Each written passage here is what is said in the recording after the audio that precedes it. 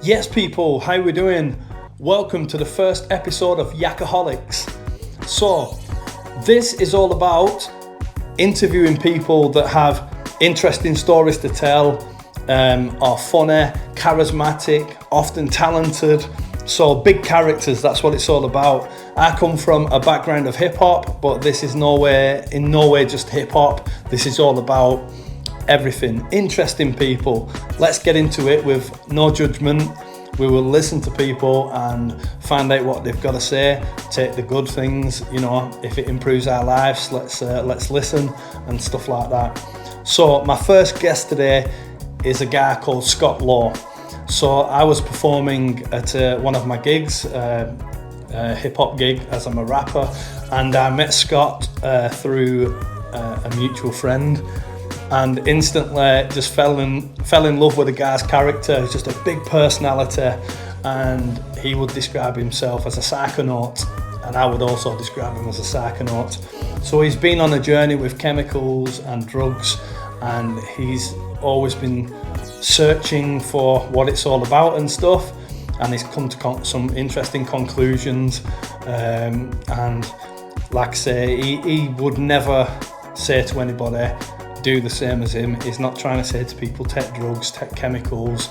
This is his journey that he wanted to take. He's got a really funny story to tell about a message from God, which just blew me away, and I was just laughing my head off, along with some of the funny stories and also some deep stuff.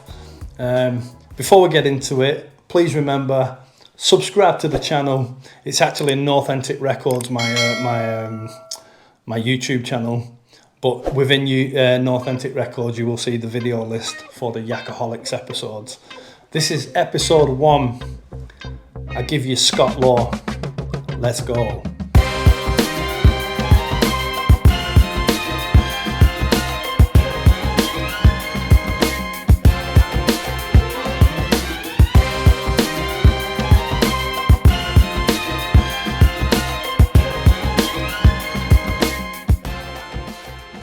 So, Scott, my old mate, I've known you quite a few years now because you came to a few gigs, I think, with Morgan when I was rapping and stuff, and I got to know you from there.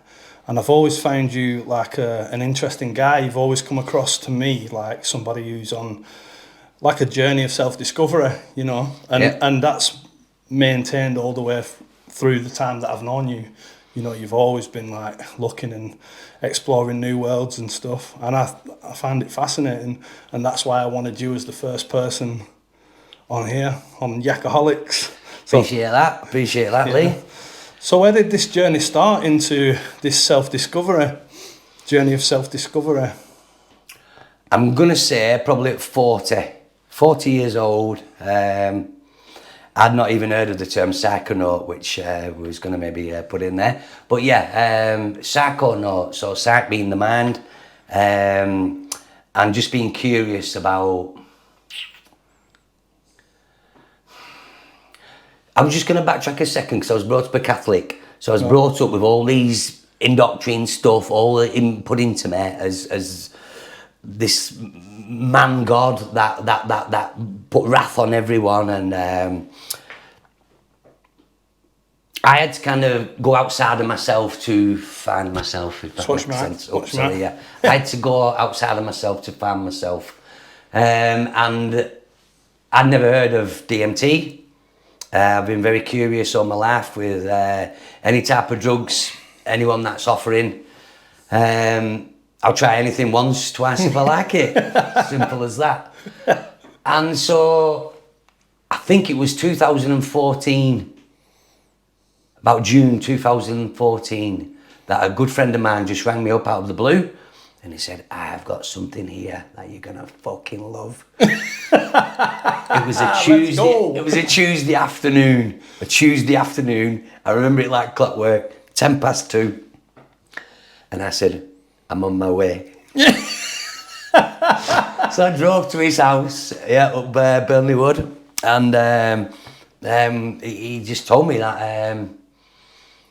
Well, first of all, he showed me this bright purple bark in this bag, and I'm like, "What's that, tree bark?" Yeah. So he was saying about the Amazon jungle, which are kind of like, you know, we're from the West and Burnley in particular, and so I don't know anyone who's been to the fucking Amazon jungle, basically. No, I don't. Yeah. And I was like, so what is it? And then so he was explaining that it's a natural thing, and so this is where I kind of natural things appeal to me. Yeah. So once again, I'll speak of that magic mushrooms and yeah, entheogenics. Entheogenics is the word, and for me it was. I've always been curious since I was a kid. So just for the camera, just for the record, I don't mind saying this at all. But I didn't know what an OBE was. That's an out-of-body experience for the newbies. And so from an early age, I could have these out-of-body experiences through several different methods, kind of like petrol, gasoline. Wow. Yeah. Inhaling that, the fumes, lamp, paraffin, fuel. I had a motorbike at 13. I used to pull up in the field and open the tank and get back on the bike, doing 2,000 miles an hour when I'm doing 10. And so it always appealed to me. This reality that we see outside. For 40 years, I was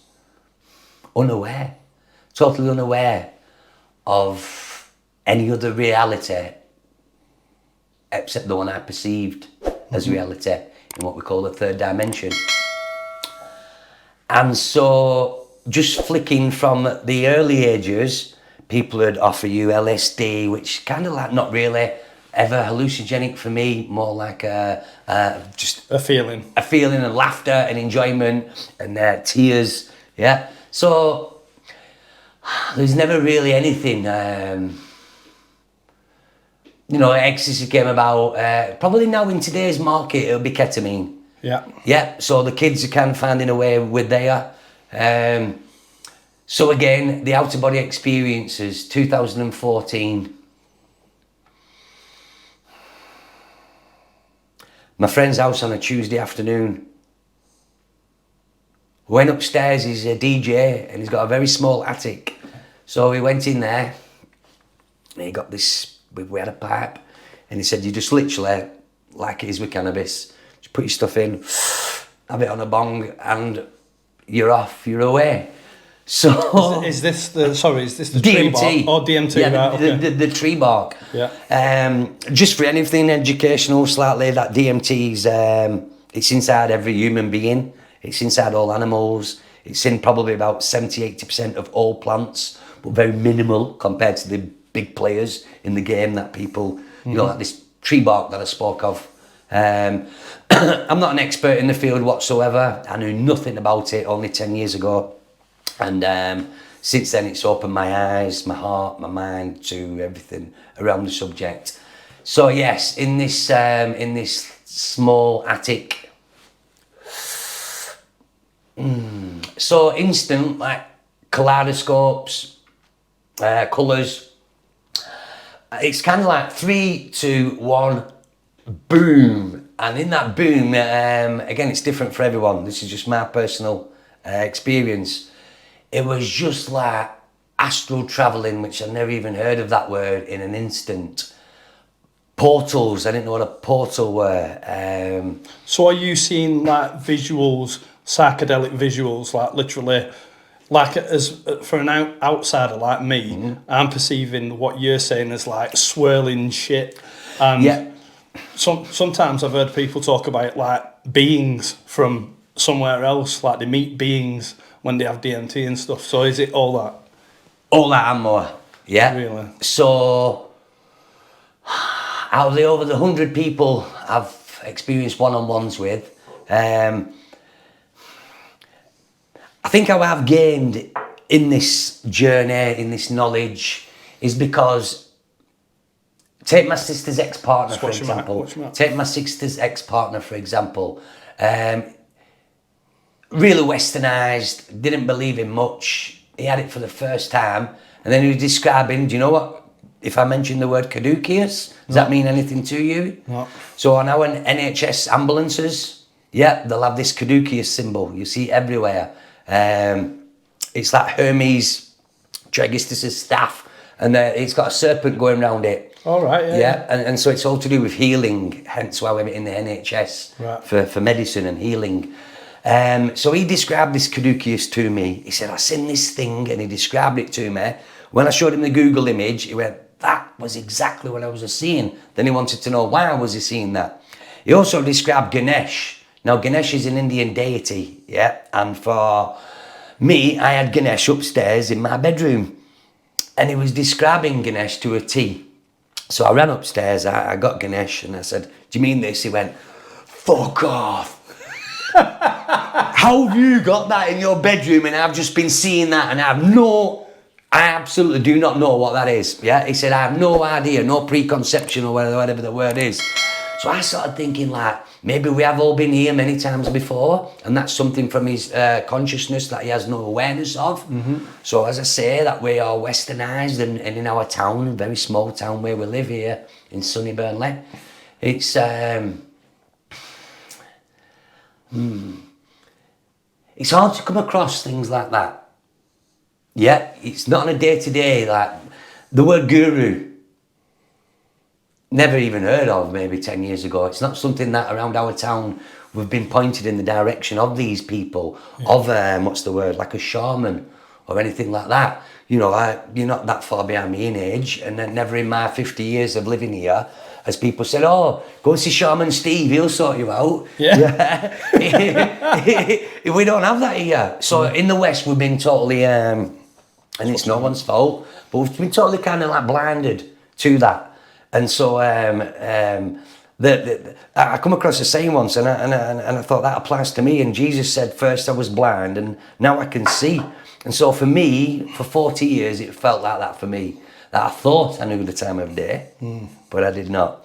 So this is all awoken me up to dimensions, particle physics, astrophysics, the heart, the mind, how I acted, how I think. It kind of... What is the relationship between DMT and, do you believe in a soul? Do you believe we have a soul? Oh yeah, 100%. And so, well, I do too. I think we've got a soul. I'm a pantheist. So basically I believe the universe is a massive thing that's up to something. I don't know what it's up to, but I believe I'm an ingredient in it. I'm a part of it. And that's all I know. Yes. And that's a higher power to me. Some might call it God, but some also might say that they know what this God is up to. Whereas I don't feel like that. I feel like I'm part of a higher power, and I don't know what it's up to. I'm just along for the ride. Which to me makes me feel like if I'm along for the ride, and that makes me think, well, then other people are on that ride as well. I might as well try and make it as comfortable as I can for them, and hopefully they will do the same for me to make it comfortable. That's all we know. So what is the relationship between this DMT stuff and the soul? Right. So because I can't prove we have a soul, again, it's just I know, so people can't prove that there's a God neither. Yeah, and so it's each a unique individual experience. Now, when I say I was blind for 40 years, I was just a stereotypical, I'm going to say it, wounded masculine, into all the wrong things. And so I always refer to it as plant medicine. So plant medicine to me is also like ayahuasca. Yeah, I'll even go as far as the mushrooms. But back to your question on... the soul. Yeah, and so I think it's eternal. Part of you and a part of me, and maybe we just keep changing form, and that soul wants the good, the bad, the crazy, everything. Do you think DMT gives you a look at the soul, and it's the bigger picture kind of thing? So yeah, so again, I don't kind of use phrases like God no more. Even though I was brought up a Catholic, I've come totally against what that actually stands for with a lot of people and religion. Yeah. So when you spoke just then, that you feel that you are somehow a part of something much bigger. Yeah. So basically, we're all just one drop in that sea, but collectively we are the sea. Yeah. So we're all in it. Yeah. Yeah. And it can be very different forms. It can be smooth. It can be rough. It can be many different things. Yeah. Or just like a grain of sand on a beach. We're each a grain of sand, but we are the entire beach. And 100%, unequivocally, this opened my mind to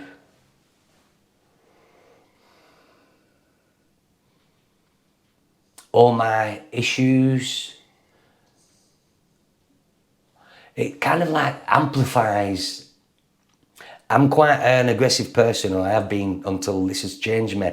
So that's quite big for me, the fact that I've always felt angry and aggressive and ready to... Snap at the drop of a hat. At the drop of a hat, yes. And this is just totally humbled me.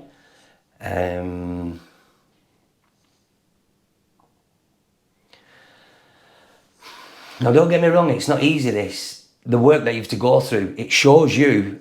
There's a saying that if you look into the abyss for long enough, it will look back at you. Yeah, and it does. And show you a reflection of you. Yeah. So I wanted to play in. So all now is like, you've got warriors of the light, if you will, that are all going around saying that they're light workers, which means kind of like healers, or people even might describe themselves as a light worker, even if they're just doing tarot cards or whatever.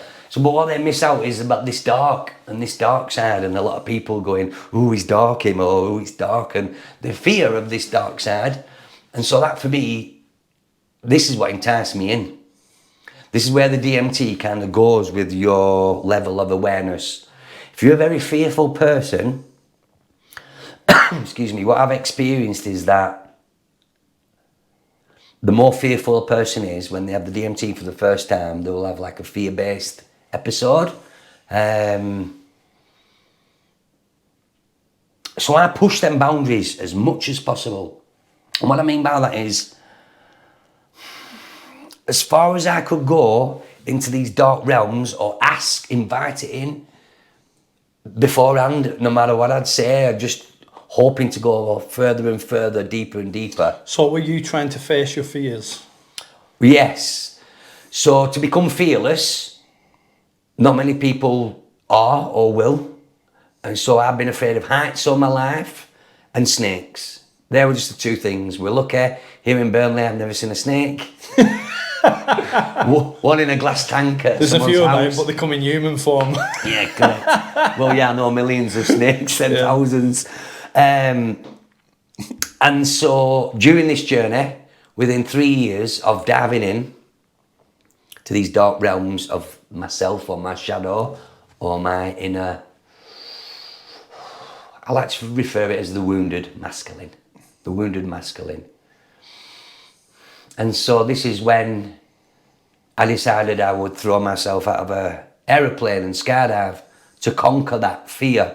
I knew that once I'd done that, the fear would be gone. And have you done that? Yes. You fucking crazy. I am very crazy, and I'm happily crazy, because I won't dip my toe into anything. I have to dive in, break my nose, no water, and learn the hard way. But around this DMT ayahuasca, there's so many anxiety, nerves. Am I going to die? Am I going to be okay? What will I see? They need to know, these people. They're very apprehensive. But looking back in my 37 years of experimenting with chemicals, everything I had for the first time, I was apprehensive. Yeah. Because you don't know what it is, right? It's an ecstasy tablet. Half of the nation's been taken, it's great. But also people die off the first one. And it's very serious. And so, being apprehensive and learning about fear. So I've been a counsellor for 20 years, and fear is a big thing that I've played a part in every one of my clients. Every single one of my clients will fear something, up to a multitude of things. Yeah, where it gets too much. This for me, again, with pushing through these boundaries, I kind of got to a point where I died. And for me, it was terrifying. So I'd gone through portals, I'd gone on this particular D.M.T trip. When I say you go through a portal, it literally feels like this swirling mass of dark black wind has somehow the power to suck you physically. So your body stays there, but you feel your presence going through this at a ridiculously mad speed. And the first time is fucking terrifying. Right. Because we're not used to that. Yeah. You go in a car now and do 300 mile an hour. Yeah, and the plane maybe does 600-700 and you don't feel it. But you go in the car and you're begging that man to slow down right now because it's out of your comfort zone. You've not done it before. You're not used to that. So I didn't know what was going on this first time. Apprehensive, fearful. What the fuck was that? But the more I became comfortable with it all, and the more this psycho note took off, the more deeper I had to go. Reading book after book after book after book. But when I was just digressing to the one moment for me where I kind of died, so I went through maybe 30 minutes of maybe hell. So you felt like you died, this was on D.M.T? Yeah, so I went through all these different things and I'll shortcut it because I'll go to the end, where I ended up in the fetal position as a baby would be. And as you see space and stars, there's obviously light there. You'll see light from planets, light from the moon and stuff. So the void there's nothing. There's nothing. There's no light, there's no sound, there's nothing. It's just black, empty space. And I'm kind of just floating along as an object would in space, in the fetal position, in a cube. In a cube? And I know I'm dead. And I'm crying. I'm scared. No one wants to fucking die. And it's that real. It's that real. That when I came to after maybe an hour, sometimes usually 20 minutes, but this was an hour, the tears that I never felt running down my face had even dried. And I had, well, whatever the word is, dried tears, the shit you get in your eyes, man. And I was half elated, half petrified, terrified. But it was the biggest moment in my life at age 45, no, 43, 7 years ago. That allowed me to be no longer fear death. So we all have our own views about life after death and things like that. When did it allow you to not fear it because you just experienced it? 100%. So when I said the 300 miles an hour in a car, yeah. Until you have experienced that for the first time, you can say, hell yeah, let's go again. Oh, fuck no. Yeah. I'm not doing that shit. So that there encouraged me for more. Now, I didn't want to die. I'm not a crazy fucking guy. I didn't want to die. Every time I take DMT, I just go, oh, I'm dead. He's fucking died again. No, that's not me at all. Addicted to death. But we naturally have a fear of death. There's not many people I've met in 50 years, and we both know a lot of motherfuckers, and I've not met anyone who says, I can't wait to die, bro. Yeah. Let's do it. You don't get that, What are you doing this weekend? Oh, I'm going to die again. Oh, shit. So, excuse me. I'll just have a drink of water, that's okay. So, I'm reading in a lot of books about the ego death, which I knew nothing about. There's an ancient saying, surrender or be dragged. So I was getting dragged every time until I surrendered. So when I died after then, it allowed me to surrender every time. So I'm going to have a great example here for people who are thinking around these lines of ayahuasca, DMT and things. If I took you to the cinema tomorrow and there's a whole bunch of ads on, which there always is, yeah, you can say, shit, not for me. Oh, that looks good. We'll go and see that. oh, that's kind of my bag. And so you're relating to what's coming on in front of you. But that's all. Now, when you kind of see a melting face on the screen, you don't bat an eyelid.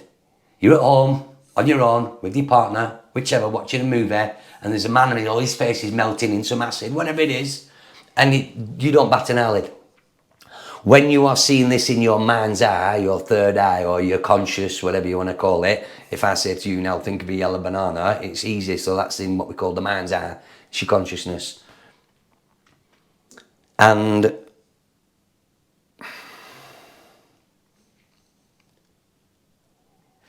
it's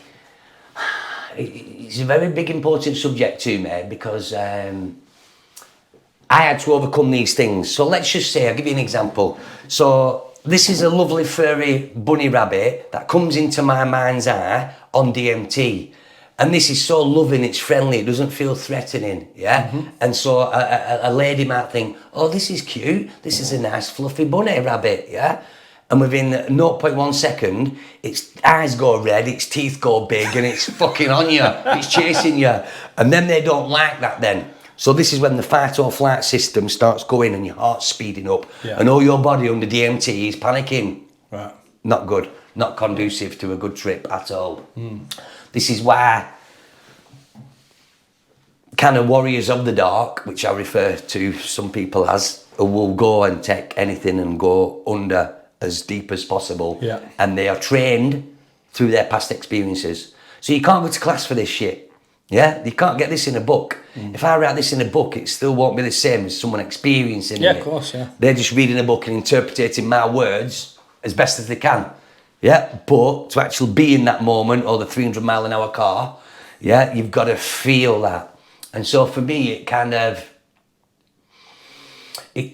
took over my life for, let's say, 3 years. I had my son one weekend, and then the weekend after will be my weekend. I'm a very popular guy. I've always been out every single Thursday, Friday, Saturday, Sunday for years. This, I could happily never drink alcohol ever again. Take things like cocaine, LSD. Again, when I used the word natural earlier, that's what kind of like floats my boat. Knowing that these mushrooms have grown from the earth, knowing that this bark is from a tree, it's Mother Nature, everything here is nature. It's not been tampered with by humans, yeah. Yeah. Yeah, it's just a natural thing. Because if they will, they'll cut and bosh it and charge you double and it's half the quality. Yeah. That's what humans do. Yeah, 1/4 quality sweet, 1/4 dog biscuit, a bit of talc. Yeah, and so that's what they do. That's what they do with DMT and ayahuasca. But luckily, it's all just pure, if you will. So back to the kind of like the psychonaut, the fear, the death. So that had to happen twice for me to realise that I'll always be conscious when I'm ready to leave this physical, I call it a meat suit now, a meat suit, yeah. And Meat suit, you, sir. And so, my personal experience through all this DMT and the ayahuasca, again, you were trying to get an understanding of the kaleidoscopes and the visuals. I didn't know much about geometry, especially sacred geometry. So if I mention the flower of life, have you ever heard of that? No. I almost wore the t-shirt today, the flower of life t-shirt that I have at home that I use for ceremonies. Plato and his Platonic solids. Yeah, I've heard of that. Yeah. So again, I'm just diving into all this shit that was brand new to me, bro. Yeah, and I was hooked in. It never felt difficult throughout the whole entire, I'm going to say 4 years of experimenting. So experimenting over 4 years would entail no music, not recommended. Yeah, not recommended. So every different type of music and genre I've played, it seems to be different. Every trip is different. Yeah, but no music. I thought I'll try it, see what it's like with no music, see if I can meditate. Nothing. It's like I was waiting. Now I'm pissing myself off. Because music goes into the cells and the brain, and it goes with waves, and so it's enhancing vibrations. It vibrate, of course, and so it's enhancing your experience by far. So there's things like binaural beats that people listen to. Lots of like when we use the word Om. Now these Buddhist monks, and one you can listen to is really, throaty, like oh. Mongolian. There you go, and them type, and they were really all that stuff. They must have known back in the day. They must have known that sound. Even Tesla, sound, vibration, energy, frequency, all that stuff. Cymatics, never even heard of the word cymatics, and it's just basically the visual representation of sound. So you could put all sand on this table now, and you'd hook it up to a speaker, and you just turn the dial with different frequencies, and it will all form geometric patterns. Yeah, it does. I've seen it. You can see it on YouTube, can't you? Yeah, it's there you go, isn't it? So all these things to me was a world. A visual of that right here. Yeah, for me, 40 years of being blind and not knowing any of this is quite not daunting, liberating, definitely liberating. Daunting at first, going in and not knowing, again, apprehensive is the word we used earlier, but I've wrote so much. I've wrote so many, hundreds and hundreds of A4 books, pads, just information on how long I was under. Average 15 to 25 minutes. One time, 3 hours fucking 20 minutes. 3 hours, 20 minutes. Within that time, I've been mobile. And so I would go to a crystal where I didn't know it was there. It would guide me to it. I would say these words, I had to Google afterwards. It kind of freaked me out in a sense of, when I said I didn't use the word God earlier, so whenever I communicate in this D.M.T environment, so you said some people see, so I'll say some small greys, tall greys, blue avians, these are all type of mystical entities, creatures, whichever that we've never seen here on Earth.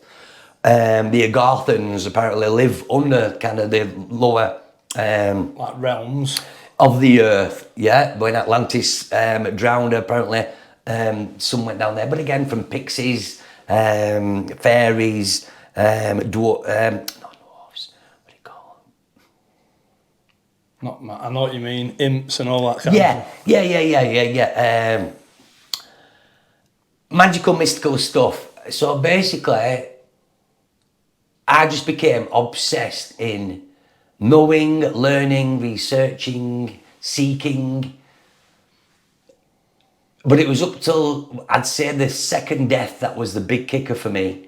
That's when I finally realised I don't need to search anymore. I understand, for me, this is my own personal point of view, that I am eternal and I always will be. And then I go and read a fucking book that says, a science book, that energy cannot be destroyed. Yeah. And I'm like, shit, that's what I fucking believe right there. And if a scientist is saying that, because I'm come from, I'll say it like a stupid realm of not knowing anything about science. I'm a street smart kid, not a book smart kid. Yeah. Can I jump in here? Of course. Because, so basically, I had an experience where I nearly lost my little boy, and I was plunged into a world for a few months, what felt like an eternity, of intense fear that I was going to lose my little boy. And all of a sudden, they said, it's going to be all right. He might have some issues, but ultimately he's going to be all right, and he's going to survive, and you're going to have a good relationship. He's going to be a normal boy, probably go to normal school. And all this worrying suddenly stopped.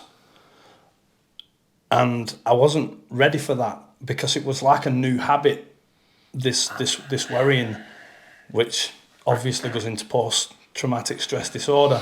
So I had post-traumatic stress, and I was stuck in a world of anxiety, intense anxiety as well. Went to a really dark place and started researching like mad how to get out of this place.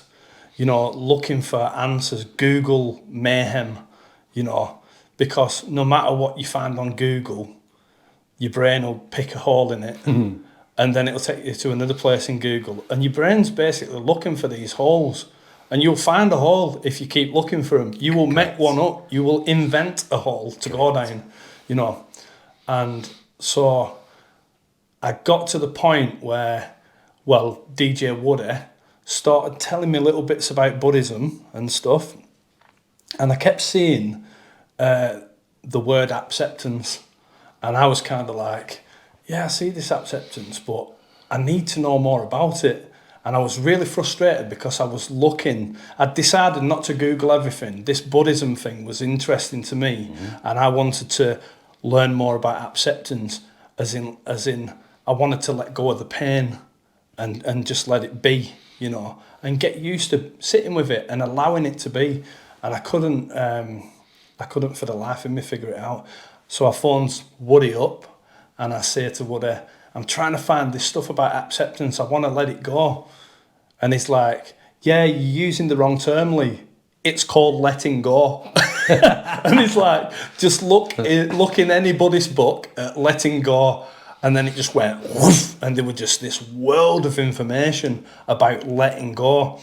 And I was like, so Woody, is letting go acceptance? And he's like, yeah, it's the same thing. And it's the same thing as surrender.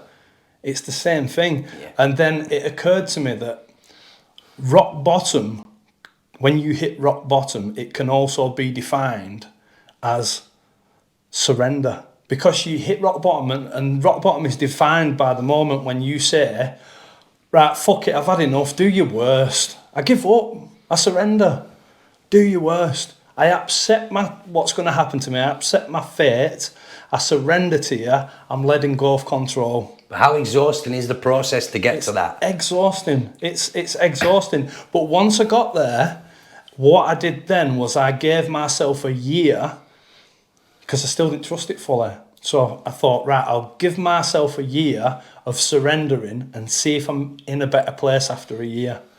And after a year, I was in a much better place. I just give up control. I give it up to that. As a pantheist, I give it up to whatever that higher power is, what I believe, you know, some people call it God, some people say they know what it's up to, I don't, but it's bigger than me. And I give my problems to that. And then that started my process of recovery, but then what happened next was I started then learning how to sit with the things that bother me, that I'd surrendered to. Because I'd surrendered to them. I get this. I'd surrendered to them, but I wasn't comfortable with it. You know, so there was still some resistance. Because we always want a resolution, yeah? Yeah, the resistance was... the answer. We're always looking for the answer. Correct. We're always looking for the answer. And so what I learned to do is, I said to Woody, I've figured this technique out. I call it splitting it in two. Okay. And he's like, all right, what does splitting it in two mean? I said, well, if I just get my head into something and distract myself from the issue, I feel like guilty because I'm not addressing it. I said, but this issue on one side has two parts to it. It has a physical sensation and it has a mind state and a thought process that goes with it. And the mind state and the thought process is making me very poorly. But to not totally distract from it, I can allow the feelings to exist, what it's causing, but I don't have to get into a conversation with it. I just say, right, I've seen you. I feel you're causing me discomfort, but I don't need to know why. I don't have to ask you them questions. I don't need to, try and figure it all out. You're just there and you get on with your thing and I'll get on with my thing and we'll do our separate things together and I'll feel you doing your thing, but I'm not getting into a conversation with you. I said, that's splitting in two. What he says to me, yeah, that's called the middle road in Buddhism. Okay. And I was like, so these bastards have figured it out thousands of years before me. And it's like, they figured it out ages ago, Lee. That's called the middle road. You don't get into a conversation with it. You allow it to be there. And that was my process to recover. That's how I got better. And I was working with a lady called Jackie in when I worked in a homeless shelter in Blackpool, and Jackie always used to say this to me about, like, you know, it's all right, you just let it be there. She said to me, go home, spend 2 days on the sofa, watch telly, eat some chocolate, and just let that do its thing and you do yours. And I thought, what a load of shit. And I regret that, because I think she knew that I felt like, what a load of shit, you know. But I did what she said, and she was right. Yeah. Once I let go of it, and it was another big lesson. And then I got back to the place where I'm only half mad now. Because this is so obsessive. It obsesses over everything. Have I done the right thing? Did I say the right thing? Have I upset her? Did I say, I hope I haven't pissed him off? I didn't mean to. Oh, fuck, I shouldn't have said that. I didn't know your cousin had died. I'm really sorry. And it's just this madness 24/7 of, again, we speak Not about wanting the fear. to offend. It's all fear, yeah, it's all fear-based. It's all fear. So for me on this journey, the biggest two things that I could boil down to the brass tacks was love or fear. And that's what it kept saying to me, choose love or fear. That's the only two things everything's come down to, an act of love or an act of fear. I started to understand terrorism and things. As before, I'd be like, terrorist, but understanding that where they've come from and the fear. And just for instance, let's say you was from a family of 12 and me and you went to the shop for a bottle of milk for the family, and we come back and a bomb had blown it up, an American bomb or something. So us naturally, as young 6, 8, 10-year-olds would say, like, when we grew up, we need to get revenge for our family on the Americans or whichever. I'm not going into all that. I just mean that fear and love are the two biggest things. So for me, I had to conquer fear. So I said the skydiving, I jumped out of the plane, and the other one was snakes, where my son and I was on holiday in Spain or Tenerife. And in the hotel, they had a show on every night. And this lady came out with all these parrots playing basketball and doing all these cool stuff on skateboards that she had. A proper animal-loving trickster woman. And the final thing she brought out was this big fucking python. Did you shit yourself? You've got to go up there and do this. Fuck off. No, it's a fucking snake. And that's the thing about the fear and the palpitations. Yeah. And the adrenaline and it can destroy the hardest of men. The most crazy psycho, any person. When you said then about your son and you thought it could just go the moment it kind of ended, and it didn't.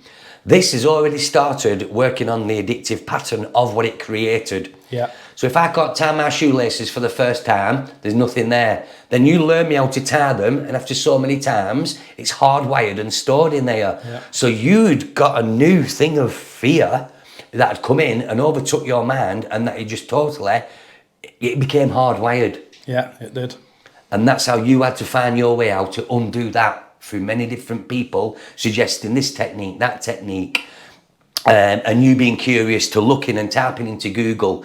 You know, so many of you are Googling the bollocks off things at the moment. Any word comes in and they're just all there. And it's just this thing. It's not good for illness though, mental illness, Google. You need to listen to people that know what the fuck they're on about. Oh, man. This is like, you know, this is the thing that I learnt with all mental illness is you are not a fucking doctor. My brother used to say to me, stop!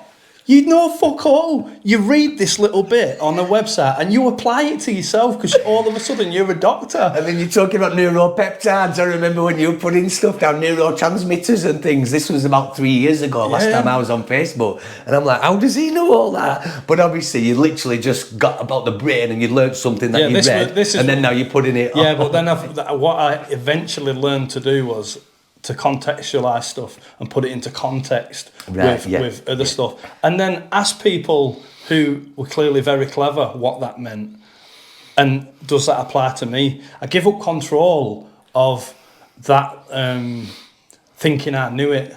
I'd say that might apply to me rather than that does apply to me. And I'd say to, you know, therapists and people, does that apply to me? And they go, no, does it fuck? Like, no, stop doing that. Or they go, well, yeah, actually it does. And this is why. And they give me context. So I was lucky I found a way to recover it. But when you were talking about the fear, I always say to, because I do workshops sometimes in schools, I've recently done one for the Burnley Mental Health Casual Minds. I've worked down there with A.D. Holt and people like that who you probably know, and explain to them about fear. And one of the analogies that I use is, if somebody said to you, you've got to hold this tarantula, and you had a deep fear of spiders, you'd say, I'm not holding that tarantula. There's fucking no way am I holding that tarantula. And you'd say, well, yeah, because I've got a gun. And you'd sit there with them, you know, obviously you couldn't do this, but you'd sit there with them for 2 weeks with the gun at them. And what would happen is they'd hold that spider and they'd learn how not to upset that spider. They don't want it climbing up their arm.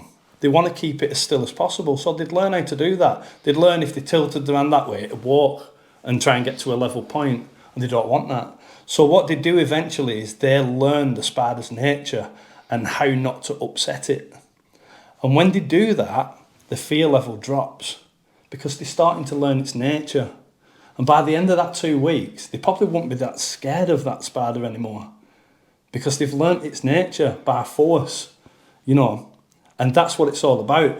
Racism and everything is a lack of understanding about something else. Yeah. And that lack of understanding creates fear. So as soon as you get to, you know, it's no surprise that when different services have done intergenerational projects or inter-race projects and they've got them to learn about each other, they start to like each other a lot more. Yeah. You know, kids, when they've sat kids, naughty teenagers with old people and they've got them to communicate and stuff, intergenerational projects in youth clubs, they've started to develop a deep respect for each other because the fear's dropped, because the understanding's gone up. Same with the spider, same with you experiencing death. Your relationship with death is different now because you've learnt to understand it. And that's the key word, it's learning to understand. And that's why for me, we just keep coming here to just experience. The reason I'm here now is just for pure experience.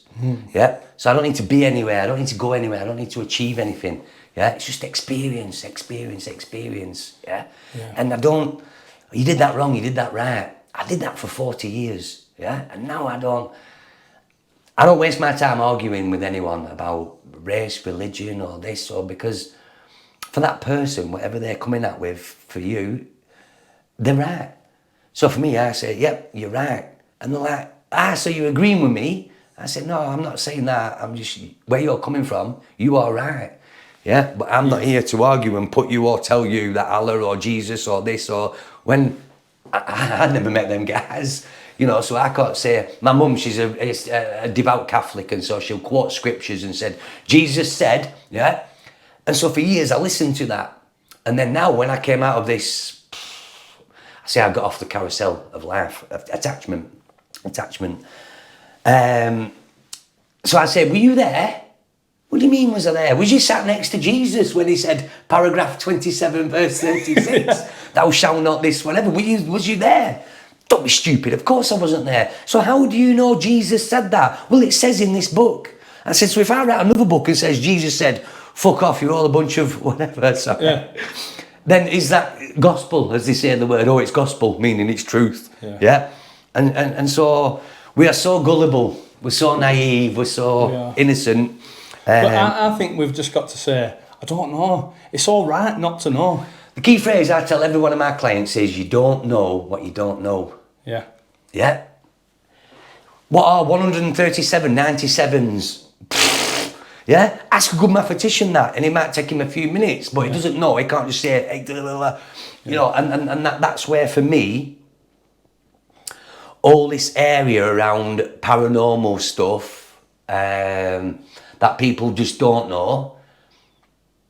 And then most people will say, I can categorically state, I will never ever go down that's not for me, all that stuff.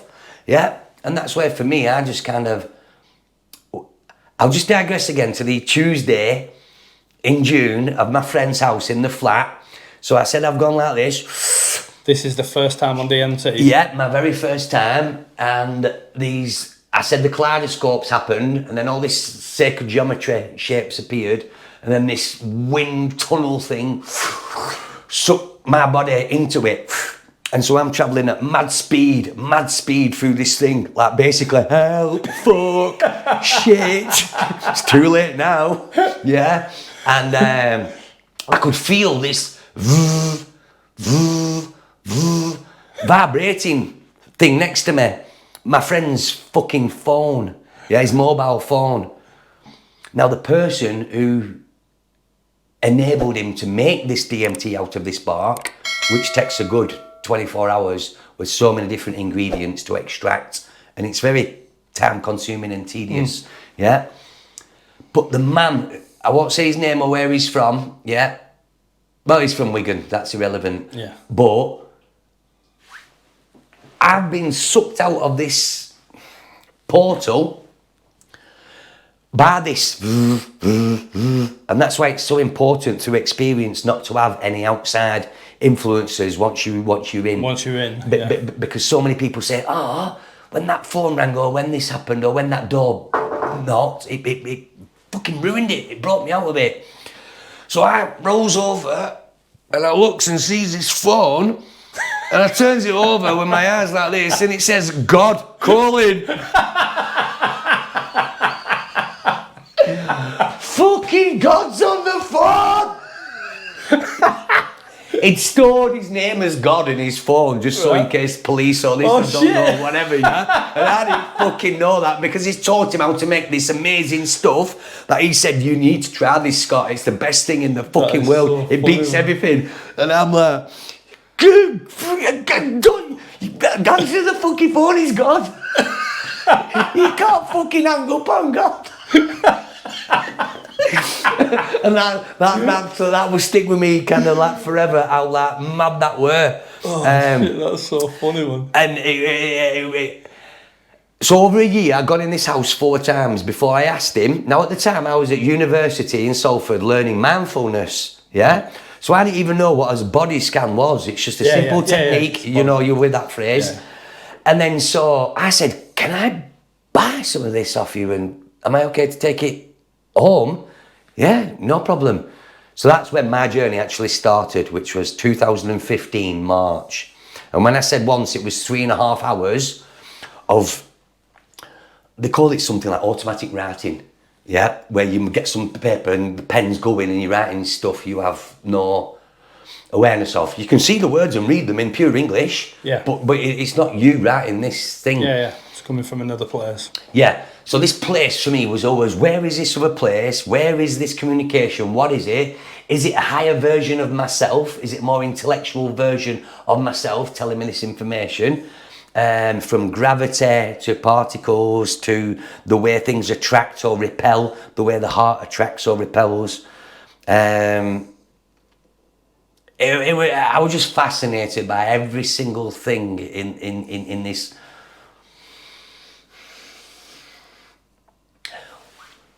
Sometimes, when dimensions open up, so you can have the DMT and you lie back and instantaneously you can see in like 4D. So as far down as you can see and to as far up as you can see, you wouldn't be able to see with that naked eye. It gives you that, not panoramic view, but like in a 4D lens, where you can see so far down and so far up at the same time. It's quite astounding, amazing, and quite fuck, that was cool kind of thing. Rather than the darker sides of it, so the melting faces I was speaking about, that's where people again panic, where everything was going nice. And I've been so many ayahuasca retreats where people say, oh, for the first hour or two it was love, it was beautiful, and then it turned. They use the words dark or evil. These are words that we use today, we're familiar with, everyday use. And I'm like, this is what it keeps boiling down to. Love and fear, love and fear, love and fear. One girl had a fear of wasps. And when she came to me, she went, all these wasps are all after me. And I'm like, But then I think on another time when she had it, after I'd explained to her that they can't actually sting her while she's under. Her physical body won't be stung with these wasps. So she kind of took that on board and embraced it. And when these wasps came again, she said she went to run as they chased her, but when she'd have stopped and surrendered, as you said earlier, they loved her. And there wasn't to sting her, but her fear thought so it was her resistance, wasn't it? It was her resistance, exactly right. And then that's when she's opened up and gone, Scott, it was the most amazing thing ever. I'm not afraid of wasps anymore and bees. Yeah. So through her experience, she would always, a wasp or a bee in the 3D reality. But through that, and someone who knows and understands what where she's coming from, it allowed her to not have a fear of bees and wasps anymore. Just by her running and then me saying, whoa, they can't hurt you. Turn towards them, like turn towards your shadow, to your fears, whatever it is, face it, front it. Allow it to be there. Just allow it to be there. Don't question it. And so she was so surprised how much love came off these bees, and she came to like a different woman, elated. They were loving me. They were loving me. They weren't even wanting to sting me, Scott. They were loving me. Yeah. And that's the beauty of kind of like that. My fear of death went in a couple of episodes on D.M.T, and her fear of bees went in 2 sessions. Yeah, that's how powerful this stuff can be. Isn't it funny though? It's like you say, like that's the same realization that I have come to, that like it boils down to love and, you know, badness, fear, whatever, and that's what it boils down to. So I was talking to somebody about artificial. It was Morgan's. Mrs. Joanne, I was speaking to Jo about artificial intelligence, and that's going to become so intelligent, far more intelligent than us. It's already getting to the point where it's surpassing us now. And there's a law called Moore's, I think it's M-O-R-S. Yeah, Moore's law. And, I know about that. Every 2 years it used to double. Power. And now it's gone to 7 months. Yeah. And from 2 years it used to double. So it's getting crazy. Yeah. It's going to be way more intelligent than us. Yes. But to me, you know, even for artificial intelligence, if it's going to be that smart, it's still going to boil down to love and fear and badness. That machine's probably already figured that out. Like people who are, you know, walking people have also figured out, like you say, yeah, through D.M.T, you've discovered it's either love or fear. It's one of them. I think I've discovered the same thing as you through a different path. Yeah. So I completely agree with you. All different paths lead to the same place. So I think, well, like AI, I think, you know, people are getting scared of it. What if it becomes this God that's going to kill us? But I think it's obvious. That love is a better deal than hate. I don't think a computer's fucking stupid enough. Oh no, hate's a better deal. All that pain and all that hurt, that's the option. I think a computer, whatever, that awareness it's obvious, isn't it? Yeah. For me though, so I've got faith in that, and that's what I was saying to Joe. I'm like, you know, I've got faith that everything's going to be all right, because love's the obvious answer. Sounds hippie-ish or whatever, but I don't care. But love is the answer, and love is the thing that allows everything to exist, and it always has been and always will be. However, in human form, we look at love as, I love this dog. I love this woman more than anything in my world. This sun means more to me than we're getting into attachment and non-attachment here, aren't we? Yeah, and so that's the thing where I have literally come off that and away from that. So you talk about the AI and you're discussing with people, yeah? As to me, it's kind of like one coin, 2 sides. The love that people prefer and the hate that people don't prefer, it's the same thing for me. So again, in this realm of good experiences and bad experiences, to me, it's all experience. Yeah, yeah. It has its That's place, massive. So I don't put a good or bad on it. Yeah. I don't say I had a really good trip then or a really bad one, because I enjoy the bad ones more than the good ones, if that makes sense. I learn more. So everyone who on DMT, ayahuasca wants fucking fluffy bunnies and rainbows. Which is why it's okay to accept fear. Because it's like you say, you don't separate them. They're part of the same journey. Yes, of course. So you're allowed to accept fear. Of course. And individually, one by one, throughout many lifetimes, eventually the human will master what that means to him, as that love and fear as the same thing. Yeah. One coin, 2 sides. Yeah. As we're naturally, as humans, we want good food, we want good sex, we want good conversation, we want good wine, good alcohol, good spirit, whatever. We all want good stuff. Take this meal back. I'm not paying 20, 30, 50, £100, euros, dollars for that. I'll change it. And so we all want this good music, good vibes, good this, but everyone's missing all this underneath. Yeah, and for me, that's where D.M.T taught me that a seed planted in sunlight will never grow. That thing has to go in dark. And it goes inside the dark, and then it will shoot a root out to find the light. Yeah? And so that way for me, this dark side that I loved, thrived, and with being an angry person anyway, I think that helped me, being the warrior, to be able to go back in. So I'd come out, oh, fucking hell, that was terrifying. Are we going again? Fucking right we are. And that for me is where you need the big balls, the big coonies, because... But that's pure facing your fear. Yeah, because if you're a fearful person, you will try something one time and that thing put you off.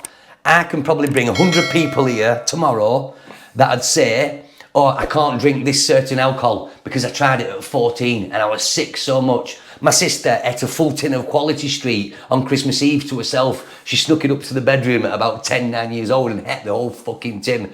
Even the word Quality Street now makes her go, ooh, yeah? And this is from 9 years old until in your 50s and 60s. And so all this hardwired, all these stored things of the worst sickness you've been, the fear, you'll be able to, that thing with Jake, whatever it was, your son, you could be watching a film in 2 years' time and something similar around that will go, boom, trigger, and it'll just remind you straight away what was going on with Jake. Yeah. And then it quite easily you can go, oh, here we go again, or this is reminding you of this, or we've dealt with that. Yeah.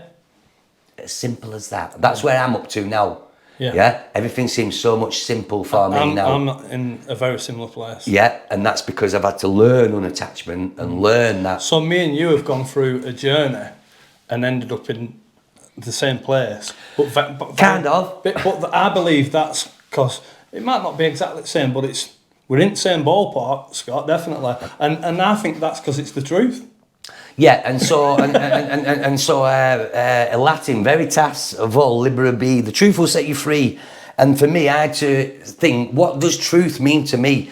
So if you and I went on a ride tomorrow, on a fairground ride, yeah, you'd write about it, I'd write about it, and then there'd be the truth. Which is bizarre because I'm writing the truth and you're writing the truth. But why is my version different to your version when we went on the same fucking ride? So then you find the middle ground. Yeah. Well, you find the common stuff. No, there is no common stuff there, because if I thought the ride was terrifying, I'm allowed to say that was terrifying. If you said you pussy, it was fucking, the ride was for 10-year-olds, yeah? So your definition of that experience was totally different to mine, yet we went on the exact same ride, yeah? And that's where a lot of people are in fear. Oh, you won't get me going on there. Oh, I don't like heights. Oh, you brave bastard, I'd never do that. And that's where I'm like... But the middle ground is where you learn about each other's experience, and this is what I'm saying, and you find that common stuff. Yes, of course, and that's how people relate, or like you're going, I get it, because I'd say to you, well, where's that fear come from?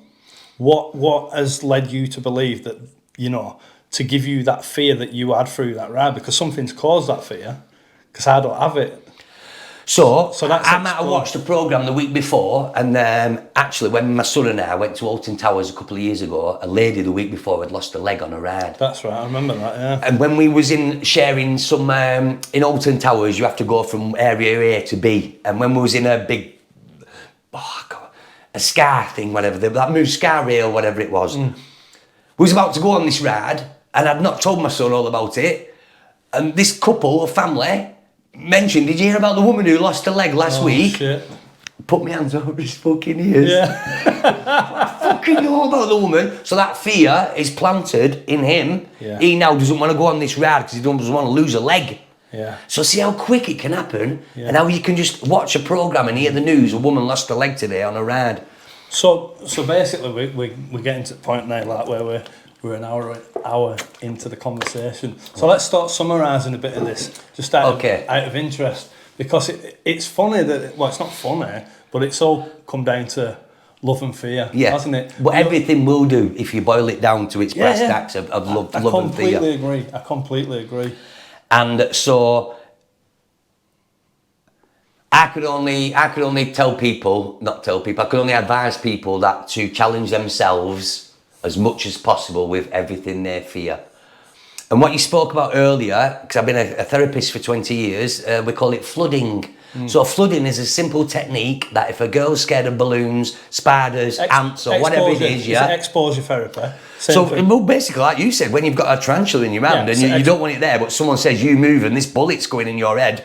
Yeah, that's exposure therapy. You're going, that bullet's going to kill me. Yeah. This tarantula probably won't, so I'll sit this out. So that flooding technique, again, Hearts is a classic. You put someone on Blackpool Tower, yeah, and they're, get me down. Lee, why are you doing this to me? You're a horrible, nasty man. And they're going, get me down. All their adrenaline, all that cortisol's running through their veins, and they are terrified. And you literally get frozen to that spot because they believe they're going to trip up and die and fall off the building. But the body can't hold that up for hours and days. No. It has to equilibrium, balance itself out. Yeah, and so it'll start firing other chemicals, and after maybe 3, 4, 5, 6, 7, 8, 10 hours, all this starts calming down and going, so how are we going to get down? When we're going to get down? This person is now, he's calm, he's talking to you calm. A few hours before, he was the worst person in the world. So that fear and overcoming fear for lots of individuals will never happen. There's lots of sensitive people out there, and that's perfectly fine for them. So they'll never even put the toe in the water. Just out of fear, because it'll melt my fucking toe, obviously. It'll just disintegrate. So it's all about facing our fears. Well, the mind, it's irrational, and it's very irrational. So if you summarising for me, sorry, can I just say something? Yeah. Can I just say that I just want to make it clear that when you have a deep fear of something and it's most likely illogical, then you don't need to get in a conversation with it there. You can just allow it to be there. It's about, when you say facing up to it, it's allowing it to be there, but you don't have to get into a deep as fuck conversation with it. So I'm going to use this key phrase I use with so many of my clients, innocent addiction. So their brain is innocently addicted to that what if syndrome. What if, maybe. Yeah, but if this happens, I'll lose that. And if I lose that, I won't be able to see him and this. And so they're innocently addicted to that. So it's easy, willingly, for me and you to just say, so basically with your fear, you need to I get exactly what you're saying, Lee, and to put it to the side and not pay it any attention. Yeah, because the moment, again, the Buddhists, the passing clouds, people look at that, the brain as just weather passing, and it's constantly fluctuating and changing as sunshine and storms and rain, but that's all it is, and you've just got to allow that to pass, and all things will pass. But unfortunately, there are that many people who are super terrified of, the world's changed since COVID, we all know that, since 2019, and they won't hug people, they won't do this out of fear. So how do we say, you need to put that to the side, I've kind of come away, I've stopped being a counsellor now, so a therapist for 20 years, I've retired on that front. I just go towards the more Reiki side of energy and helping people with energy. I gave up trying to fix people. Yeah. Because I had my Superman costume on, and I'm a healer, trying to heal everyone, and realise that you can bring them all to the water, and then they'll make up excuses when they get there. You can't make it drink. They've got to discover it for themselves, haven't they? Yeah. So in summary, for me, D.M.T, ayahuasca, plant medicine. I'm going to be doing lots of my own things. So this might have been the first time you see this ugly face. I've come away from being obsessed with it because I no longer need to seek or search. So I kind of looked everywhere for God, but only found myself. And then when I looked for myself, I just found God. Exactly. Yeah. If you were part of it, we all are. Every fish, every insect, everything always is and always was and always will be. So you are that thing. Yeah, we are that thing collectively as a whole, and I call it I am. It's as simple as that. I am. What it boils down to. So just before we finish, I want you to just tell me something really funny that's happened to you, because the God on the phone absolutely dropped me. That's one of the best stories I've ever heard in my life. But who has God in his mobile? Come on. Just give me one more. Just no one has God in here. What else has happened to you? A quick story. Oh man. There's got to be a funny one that you like telling. Well, when I went to Holland for my first ayahuasca session, previously it was only places like Peru where you can get this shit, yeah, and it's very long, expensive, can't get to it. So in a nutshell, again, the universe knows my thoughts, and within 6 weeks I'm in Holland. I've got all white on. We have to wear all white. I've got this 50-page document. No smoking, no salt, no pepper, no alcohol, no sex 3 days before or afterwards. All these things you have to do before you go and take this stuff because they treat it very, very serious.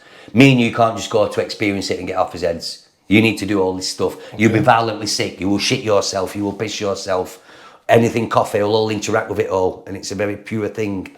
So I went there, we all got settled down. It was a Saturday afternoon, 1 p.m. And they're going around giving the ayahuasca. You've basically got in this mansion of a house, 24 single mattresses. And you've got a sick bucket and some water. And everyone's fucking terrified. So I've gone into the toilet and I've filmed myself saying I'm about to have ayahuasca for the first time. I'm so elated, I'm so excited. And she came round and everyone had a glass. And so we sat there waiting to come up. There's a man at the side of me going, help me, help me. And so all these guards around him. There's this other woman going, what is that? I feel straight as a fucking arrow. Yeah, I'm sober as a judge. This is like what's going on.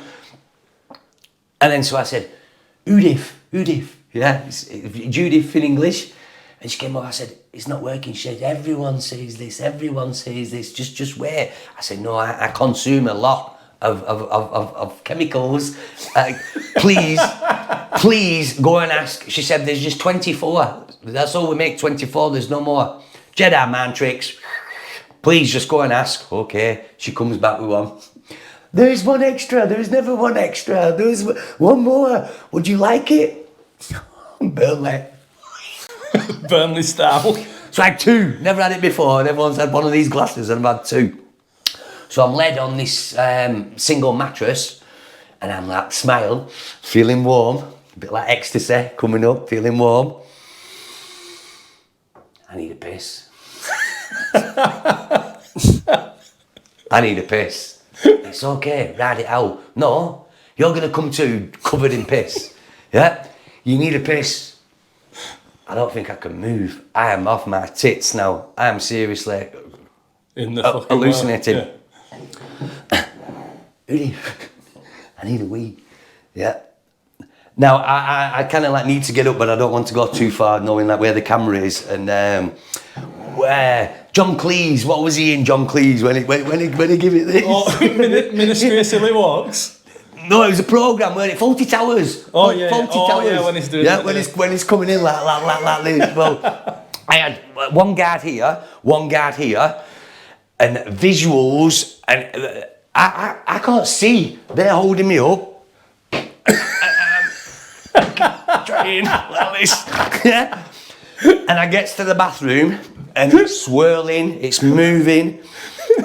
I went to close the door and she said, no, people collapse, people fall, people, you are not your normal self, she said.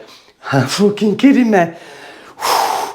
I starts weeing and it's like the best wee in the world, but the most trippiest Star Wars fucking shit. We're going off. They were going off. And I had literally the two guards just put me back. It was so hard to even walk. You were the most difficult client ever. just for a piss. But once I went down, yeah, that's when this energy. And so I don't know if you've heard of the word Kundalini, which is a massive part of this DMT journey. So it lays dormant in everyone's spine. It's at the bottom of your coccyx, yeah? And you can Google it, Kundalini. It's an old Sanskrit word, which is way before Latin and everything. It's one of the original languages. And it basically means coiled spring. Coiled spring. So it's like a snake. Hence why all these things have the snake on the heads in Egypt and things like that, because of this Kundalini. So I felt my bum rocking from side to side. And I thought, what's this? And this energy that just, it goes up the spine and it makes all your body move in like a snake thing. I'm doing it myself. Yeah. What fucking hell? Once it got to my head, which I now know is the crown chakra, yeah, because I knew nothing about chakras, but it's learnt me all this stuff. It's guided me on this way. But basically, when I come out of it, the Dutchman said, "Hey, soulgasm." Soulgasm? Soulgasm, it's what he was calling me. Fucking soulgasm. Hey. Because I was like, fucking... I've never been so... it's not horny, it's sexual energy, which is different to like, oh, she's nice or whatever, I'm horny, yeah? This was off the charts. And I was moving around this room. They kept dragging me and pulling me back. Now, I never opened my eyes when they dragged me, but the words wasn't, I'm okay. It was, he's okay. So my thumbs went up like this, and the words were, he's okay. And then they dragged me back to my bed where I were, and then I'd be up again. And he'd go, soulgasm. Soulgasm. That's my new name for you. So my first time of ayahuasca, having 2 instead of 1, yeah, it's like 9 hours. So D.M.T is what I call an aperitif, an appetizer, a baby for all these rusts that we have. Yeah, it's baby food. Ayahuasca's a 7-course meal. Yeah. I love talking about the subject, you know, and I'm clearly, it's made me who I am today, and people could say, how is that possible? It's the guidance, it's the feeling, it's the best way I can sum it up is this. My ego was like a 4-year-old playing in a park, having the time of his life or her life, or them or their life. When the adult comes to take that away, it is kicking, punching and screaming. That's my ego in all of this journey. Not wanting to surrender, not wanting to resist. I don't want to die. Fighting, resisting, pushing, everything. Yeah? And then you read that phrase, surrender or be dragged. And you think, I've been being dragged everywhere. You need to learn to surrender. And that's when the surrendering kind of like started fulfilling and smiling and understanding. When you give up control. Yeah. Yeah. Yeah, boy. Yeah, I won the jackpot. I've struck oil. Yeah, I'm a rich man in here. Listen, bro, I love you, man. And I've always kind of, you know, all the time that I've known you, I've always found you very charismatic, but more than that, a very interesting person to me. I've never judged you like, you know, you were some lunatic or anything like that. I've just thought that guy's clearly an intelligent person who's on a journey of discovery, and I always wanted to sit down with you and have this conversation because I wanted to see if it led to a similar place to what I got to on my own spiritual journey, and it has. You know, we're on the same page. Genius mode for me is now going to be coming to the fore in the next 5 to 10 years. I will create that.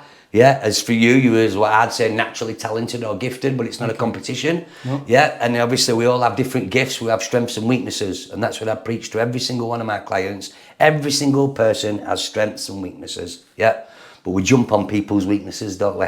Yeah, and we don't big up the strengths enough. So maybe that's what we can leave on today, folks, yeah? Stop jumping on fucking people's weaknesses, yeah? Big up the strengths. Don't be envious of this. You know, I'm not a bit artistic, so art was my fucking thing. I hated it. So my friend would make a rose out of metal for his partner for Valentine's Day, and I'd be so envious of that. Rather than going, that is cool as fuck, I'd be like, oh, look at you with your fucking fancy rose. Envious, jealous, because I didn't have the skills. We all feel it, don't we? But so now I just appreciate everyone and say, you're really good at that. Wow, that's amazing. And so I'm now full of love and celebration of humans and their gifts and skills. Just be kind, innit? Let's finish on that. Yeah. Be kind, mofos. Be kind.